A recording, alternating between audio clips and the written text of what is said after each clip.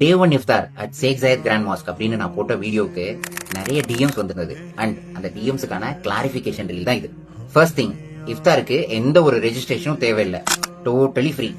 அபுதாபில நீங்க எங்க பார்க் பண்ணாலும் evening 6 PM to 9 PM free parking தான். அண்ட் நாங்க பார்க் பண்ண வகாத்தல் கராமா பார்க்கிங் எப்பவுமே ஃப்ரீ. இன்சைட் இஃப்தார் பாக்ஸ்ல 500 dirhams நோட்டு, 1000 dirhams நோட்டு கொடுப்பாங்கன்னு ஒரு ரூமர் சர்க்குலேட் ஆகுது. அது ரூமர் மட்டுமே.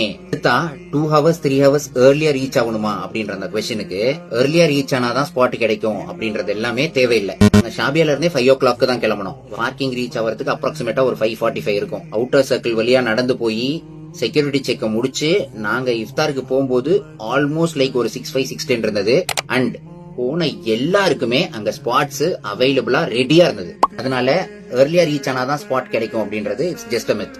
அண்ட் உங்க வீடியோல கேனான் ஃபயரிங்க பத்தி எதுவுமே இல்லையே அப்படின்னு சொல்றவங்களுக்கு, நாங்க வகாத்தல் கராமா பார்க்கிங்ல பார்க் பண்ணிட்டு அவுட்டர் சர்க்கிள் வழியாவே இஃப்தாருக்கு போயிட்டோம். யாரெல்லாம் மத்த பார்க்கிங்ல பார்க் பண்ணி இன்சைட் சர்க்கிள் வழியா போயிருப்பாங்களோ அவங்களுக்கு கேனான் ஃபயரிங் பாக்குறதுக்கான ஆப்பர்ச்சுனிட்டி இருந்திருக்கும்.